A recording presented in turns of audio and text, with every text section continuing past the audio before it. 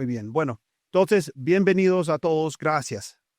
Hoy tenemos un programa bastante importante. ¿Qué es lo que vamos a hablar? Vamos a hablar de algo que nosotros vemos demasiado en la comunidad inmigrante. Y esto es el efecto dominó. ¿Qué es lo que pasa cuando un inmigrante comete un delito muy grave en los Estados Unidos? ¿Verdad? Hoy vamos a hablar un poco sobre lo que pasó el día miércoles de la semana pasada en Washington, D.C. con este señor de Afganistán, una persona que ganó asilo en los Estados Unidos. Y después, ¿qué es lo que hizo Donald Trump? La reacción de Donald Trump. También vamos a hablar un poco sobre ahora qué va a pasar con las residencias, qué va a pasar con los asilos y qué es lo que está pensando el gobierno federal hacer. Entonces, por favor, comparten con sus amigos, con sus seres queridos, el enlace a este video. Vayan escribiendo en la sección de los comentarios, porque sí tenemos bastante información que queremos compartir con ustedes. En primera noticia, ya lo sabemos, pero esta noticia se mete un poquito más a fondo, ¿verdad? Kristi Noem dio una entrevista este fin de semana sobre el señor de Afganistán, que es inmigrante en los Estados Unidos. Ganó, de hecho, el asilo aquí en los Estados Unidos en el mes de abril de este año 2025. Ahora, él cuando ganó el asilo, bueno, ya llevaba mucho tiempo aquí, de hecho llegó en el 2021, entonces por eso la administración de Donald Trump echa la culpa a Joe Biden, a su administración, diciendo que esa administración no trabajó lo suficiente como para llegar al fondo de la historia criminal de las personas quienes llegaron aquí después de que se cerró esa base militar en Afganistán y Biden sacó a todos los soldados. Pero tenemos que entender esto un poco más a fondo y meternos en la historia un poquito. Precisamente Kristi Noem dice aquí, como dice el título del artículo, que esta persona mientras estuvo en los Estados Unidos, empezó a tener esas ideas radicales y diferentes, estando aquí en los Estados Unidos. Entonces, es interesante esto porque va en contra de lo que la administración de Donald Trump está diciendo. Ellos dicen que estos inmigrantes llegan y ya son criminales, ya son personas peligrosas y que supuestamente es fácil determinar si son personas peligrosas o no y por ende pues no los tenemos que dejar entrar a los Estados Unidos. Pero este señor no. De hecho, si nos metemos un poco más a fondo en la historia de esta persona había trabajado con la fuerza militar de los Estados Unidos desde Afganistán. Estuvo ahí trabajando como intérprete con los miembros de las Fuerzas Armadas de Estados Unidos y con la CIA. O sea, él ya de por sí, el gobierno de los Estados Unidos entendía que era una persona de confianza estando en Afganistán hace muchos años. Y para que, si ustedes no saben, hay muchos, de hecho yo he conocido a estas personas que yo trabajé en una oficina en Colorado y representábamos a mucha gente del Medio Oriente, ¿no? Y estas personas llegan a los Estados Unidos y se les da la oportunidad de llegar a ser residente de los Estados Unidos precisamente porque habían trabajado con la fuerza militar en sus países de origen como intérpretes y ayudantes y no pueden vivir en esos países, entonces llegan aquí, les dan asilo y les dan la oportunidad de vivir aquí. Entonces, esta persona, para que todos podamos nosotros tenerlo muy claro, ya había sido investigado totalmente al fondo de su pasado. La fuerza militar de los Estados Unidos confiaba en él al 100%. Él trabajó con armas y todo al lado, en conjunto con los miembros de la fuerza militar. No lo estoy defendiendo. Lo que estoy diciendo es que cuando llegó a los Estados Unidos ya sabía todo de él. Y como Kristi Noem dice, empezó a tener esas ideas raras estando aquí en los Estados Unidos y problemas con su salud mental estando aquí en los Estados Unidos. Entonces, la pregunta es, si la misma Kristi Noem está diciendo que las ideas radicales empezaron a formarse en su cabeza estando aquí, entonces, ¿por qué ahora de repente van a pausar inmigración de lo que ellos llaman del tercer mundo, de todos esos países que ellos no quieren? ¿Y por qué le echan la culpa a Biden y dicen que él permitió a una persona peligrosa entrar a los Estados Unidos? Es triste, nadie está defendiendo lo que hizo este señor, pero el concepto de que ahora tenemos que cerrar las puertas a muchos países diferentes, que porque Biden dejó entrar a una persona peligrosa, es totalmente falso. No era una persona peligrosa en aquel entonces. Ahora sí es una persona peligrosa. Y ahora los demás inmigrantes estamos sufriendo. Ahora, entonces, ¿qué pasa? El efecto dominó sigue. USCIS aquí, vamos a cambiar esto a español, anuncia que van a implementar medidas de seguridad nacional adicionales a raíz del tiroteo a miembros de la Guardia Nacional por un ciudadano afgano, ¿verdad? Entonces están anunciando que, bueno, ahora USCIS dice que por el director Joseph Edlow. Entonces vamos a llegar un poco más al fondo. Eso no es malo, yo pienso, y muchos de ustedes que están escuchando a lo mejor piensan lo mismo, ¿no? No es malo que lleguemos un poco más a fondo y veamos la situación de las personas quienes vienen a los Estados Unidos. Es una crítica, creo que válida, de la administración de Biden, ¿cierto? De que dejaron que muchas personas se metieran por la frontera sur de los Estados Unidos. Ahora, la pregunta para mí no se trata tanto de quién va a pasar por las fronteras, se trata de las personas que están pidiendo asilo, ¿verdad? Hay una diferencia. Si tú entras por la frontera sur de los Estados Unidos, te entregas a oficiales medio flojos, te dejan pasar, lo que sea, no sé, o sea, o te metes y no hablas con nadie, obvio, vamos a tener un problema de seguridad. Pero este señor que llevó a cabo el tiroteo, cometió ese delito tan grave, no se metió a los Estados Unidos por la frontera sur entre México y Estados Unidos. ¿Sí? Entonces, la pregunta mía sería eso. Entonces, ¿qué es lo que vamos a hacer? Los que piden asilo, de por sí, pasan por el proceso de revisión más estricto que Estados Unidos puede tener en este momento. Y este señor estaba pasando por el proceso de asilo y muchos de ustedes pasan por ese proceso también. Va uno, ponen las huellas, toman las fotos, utilizan la tecnología, utilizan una base de datos dentro de Estados Unidos y una base de datos internacional para tratar de determinar si la persona tiene tendencias malas y ha cometido delitos. El desafío para Estados Unidos es de que muchas veces las personas de esos países, obviamente es difícil porque no podemos ni sacar la información de esos países o por ejemplo, un buen ejemplo, el caso de Venezuela. Si tú estás aquí de Venezuela pidiendo asilo, y si nosotros mandamos a Venezuela a pedir, bueno, muéstranos los cargos criminales que esa persona tiene en su país. Y salen un montón de que son traidores a la patria. No podemos creer en eso. Eso precisamente tienen esos cargos criminales porque el gobierno les está maltratando a ellos. No es culpa de ellos. ¿Sí me explico? Entonces, es problemático. Entonces, Estados Unidos tiene que utilizar la tecnología que ya tenemos y ya lo estamos haciendo. Quizás no a los que entran por la frontera, pero sí los que están aquí pidiendo asilo, ya lo estamos haciendo al máximo.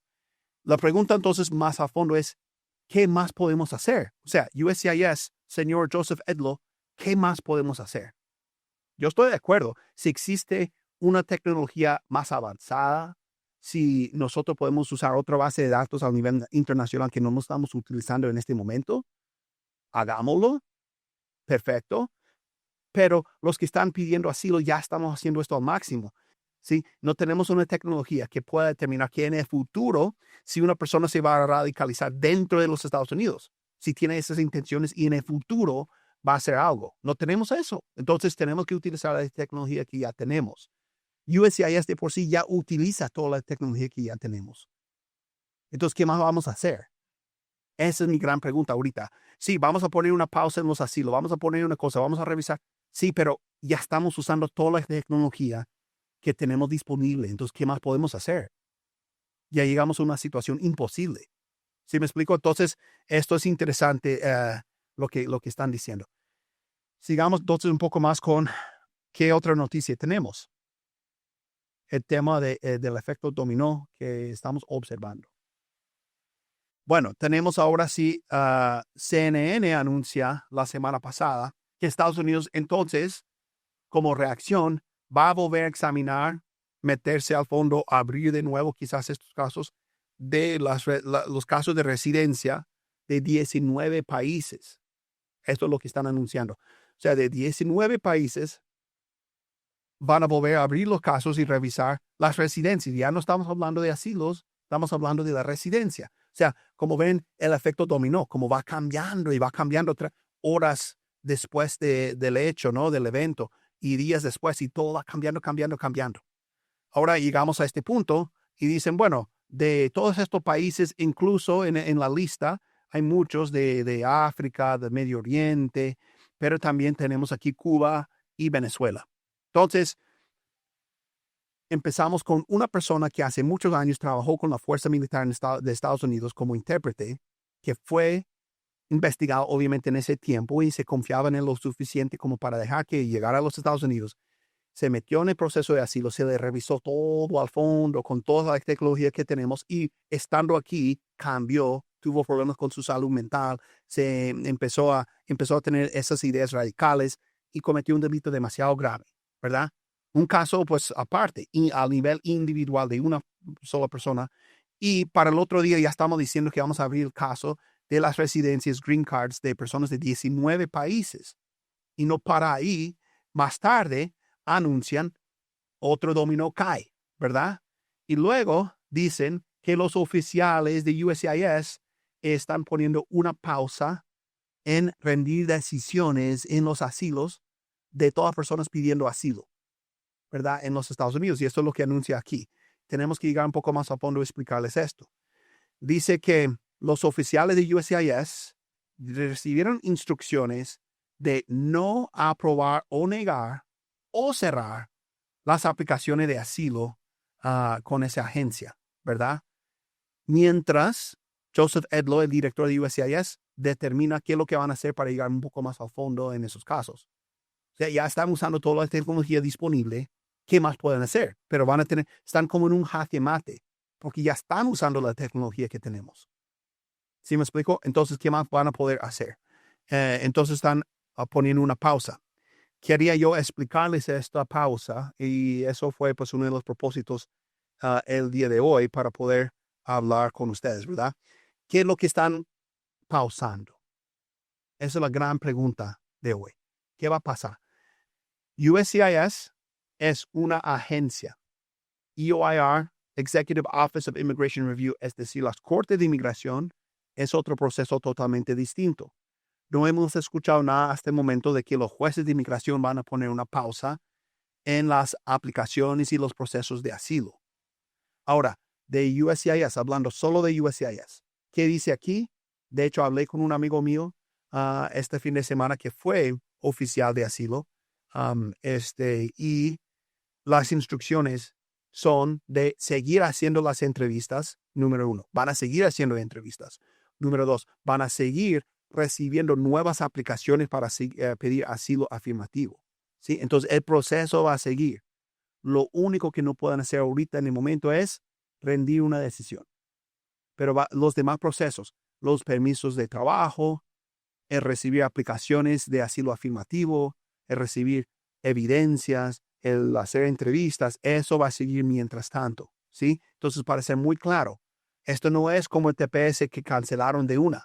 Lo que están diciendo es, van a poner una pausa temporal en rendir decisiones mientras, quién sabe qué, mientras, no sé, se inventan una tecnología nueva que no están utilizando porque ya estamos usando todo lo de tecnología que tenemos disponible, no sé. Pero mientras llegan a una decisión de qué es lo que van a hacer con esto, ¿no? Entonces, eso quería compartir yo con ustedes para que sea muy claro de lo que está pasando. Muy claro. No están cancelando los asilos en los Estados Unidos como muchos están diciendo, ¿no? No, no están cancelando los procesos de asilo afirmativo. Ni siquiera hemos escuchado lo que van a hacer en las cortes de inmigración. Entonces, el trabajo suyo con su caso de asilo afirmativo sigue. El trabajo de los abogados también sigue. ¿Sí me explico? Sí, sigue la cosa hasta que sepamos cuándo van a empezar a dar decisiones. Otra cosa que me preocupa de este anuncio, dice el jueves, la administración de Donald Trump también dijo, y no se está hablando mucho de esto, pero aquí lo dice, que van a iniciar una revisión de las aprobaciones de asilo bajo Biden. Entonces tenemos ahora el tercer dominó. Primer dominó, van a revisar las residencias de 19 países. Cae el dominó. Segundo, van a poner una pausa en las decisiones de asilo afirmativo. Cae el dominó. El tercero, aquí mismo dice, van a hacer una revisión de los asilos que fueron otorgados o aprobados en los tiempos de Biden. Bueno, entonces tenemos el tercer dominó, ¿verdad? Esto es importante para que ustedes escuchen esto. Muchos mandaron evidencias falsas, ustedes bien lo saben, en nuestras comunidades. Por eso los jueces y los oficiales no confían en nosotros, ¿no? Muchos enviaron evidencias falsas, muchos se echaron un cuento, no sabían qué decir, entonces inventaron una historia o pagaron un gestor de documentos para que inventara una historia y ahora se sienten que, pues ya gané el asilo y ya estoy bien. No estamos bien, nadie está bien. No estamos bien, porque si tu caso de asilo se basa en mentiras, yo de ti ni duermo en la noche, estoy ahí temblando, porque están anunciando que van a revisar los asilos que fueron aprobados en los tiempos de Biden. Entonces, lo barato sale caro, les estoy diciendo, tenemos que realmente basar nuestro caso en hechos, en la ley y tomar esto en serio.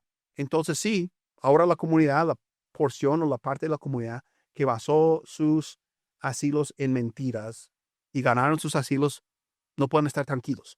Nadie puede estar tranquilo. La verdad os librará. Hay que basarnos en la verdad siempre para poder tener un respaldo y sentirnos seguros de algo. Sí, porque apenas empezamos a dar falso testimonio, o sea, estos principios son verdaderos, así no te guste. Empezamos a dar falso testimonio, se cierra la ayuda del cielo, Dios no nos puede bendecir porque estamos violando los 10 mandamientos. Entonces ahora estamos expuestos a que vuelvan a abrir mi caso de asilo, encuentren las mentiras que yo conté y las evidencias falsas, me quiten el asilo y me deportan. Y tú pensabas que estabas bien. No estás bien. ¿Sí? Entonces, los demás, por favor, aprendamos la lección. Que abran mis asilos. Mira, yo digo, bueno, aquí en mi oficina que abran los asilos que nosotros hemos hecho. Yo me esfuerzo siempre por decir la verdad. Yo sé que a veces clientes me mandan cosas que yo no sé, no sé, y mienten ellos, pero no que yo participe en su mentira. Entonces, yo me siento tranquilo. Yo me siento tranquilo porque no tengo nada que esconder. Que abran mis casos de asilo y revisen, porque no van a encontrar que por lo menos yo participé en una mentira, ¿no? Bueno, entonces esos son los dominos que caen cuando un inmigrante hace algo malo dentro de los Estados Unidos. Nosotros llegamos a estos extremos. Muy difícil.